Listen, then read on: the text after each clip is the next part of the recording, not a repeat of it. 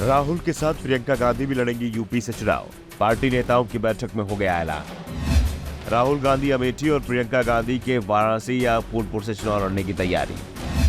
सोनिया गांधी रायबरेली से एक बार फिर उतरेंगी चुनावी मैदान में। कांग्रेस ने अब लोकसभा चुनाव की तैयारी तेज कर दी है। कांग्रेस ने यूपी के नेताओं के साथ बैठक की, जिसमें लोकसभा चुनाव के लिए रणनीति तय की गई। कांग्रेस की कोशिश है कि इंडिया गठबंधन में सपा के साथ बीएसपी को भी शामिल किया जाए।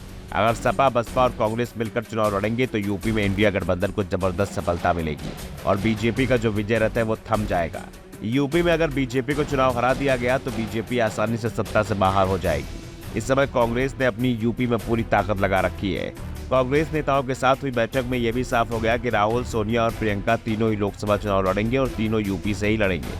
राहुल गांधी अपनी पुरानी सीट अमेठी चुनाव मैदान में उतरेंगे और यह तय माना जा रहा है कि अमेठी में उनका मुकाबला एक बार फिर से स्मृति ईरानी से होगा। दोनों के बीच 2014 और 2019 में भी मुकाबला हो चुका है। पहली टक्कर में राहुल गांधी ने स्मृति ईरानी को हराया तो दूसरी बार ईरानी ने राहुल को हराकर हिसाब बराबर कर दिया। अब दोनों नेता 2024 में आमने सामने आते हैं तो साफ हो जाएगा कि जनता के बीच कौन लोकप्रिय है। राहुल गांधी की तरह उनकी मां सोनिया गांधी भी अपनी पुरानी सीट रायबरेली से ही एक बार फिर से चुनाव लड़ने की तैयारी में है। अगर सोनिया के चुनाव लड़ने की योजना में कोई बदलाव नहीं हुआ तो वो रायबरेली से ही चुनाव लड़ रही हैं, जबकि प्रियंका गांधी को पीएम मोदी के खिलाफ वाराणसी सीट से उतरने की तैयारी हो रही है। लेकिन ये भी साफ कर दिया गया है कि प्रियंका वाराणसी से तभी चुनाव लड़ेंगी जब पूरा विपक्ष यानी सपा और बसपा दोनों का उन्हें साथ मिलेगा। नहीं तो प्रियंका गांधी फिर फूलपुर सीट से चुनाव लड़ सकती हैं। ये सीट जवाहरलाल नेहरू की सीट है जो कांग्रेस के पास कई सालों तक रही थी और प्रियंका इस सीट को वापस कांग्रेस की झोली में लाने की तैयारी में है। वैसे ये भी कहा जा रहा है कि फूलपुर सीट पर बिहार के सीएम नीतीश कुमार की भी नजर है, लेकिन अभी तक उन्होंने अपनी इच्छा को सार्वजनिक रूप से नहीं बताया है। लेकिन ये जरूर तय माना जा रहा है कि फूलपुर में इस बार जबरदस्त मुकाबला होगा। प्रियंका या नीतीश, कोई भी इंडिया गठबंधन की ओर से चुनाव लड़ सकता है। वैसे समाजवादी पार्टी इस सीट पर पल्लवी पटेल को भी चुनाव मैदान में उतार सकती है। फिलहाल तो कांग्रेस के हिस्से में यह सीट जाती दिख रही है। अगर इंडिया गठबंधन में सब कुछ ठीक रहा, इस बीच प्रदेश कांग्रेस के नेताओं ने भी हाईकमान से कह दिया है कि वो सपा से गठबंधन के खिलाफ नहीं है, लेकिन कांग्रेस को सम्मानजनक सीटें मिलनी चाहिए। वैसे अखिलेश ने भी साफ कर दिया है कि वो बड़ा दिल दिखाएंगे।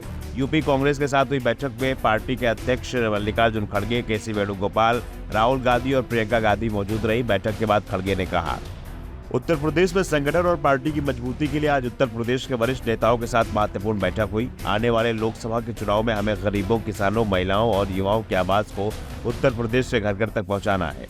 साथ ही प्रगतिशील और लोकतांत्रिक ताकतों को एकजुट करना है। जनता के मुद्दे हमारे लिए सर्वप्रथम है। हम निरंतर जमीन पर भाजपा की जन विरोधी नीतियों को बेनकाब करते रहेंगे। दरअसल यूपी में लोकसभा की 80 सीटें हैं और बीजेपी को 2014 और 2019 के चुनाव में यहां जबरदस्त बढ़त मिली थी। 2017 में एनडीए को 73 तो 2019 में 64 सीटों पर जीत मिली थी। अगर इंडिया गठबंधन यूपी की 50 सीट जीतने में कामयाब हो जाता है तो फिर बीजेपी से आसानी से सत्ता छीनी जा सकती है। Bureau report, the such India.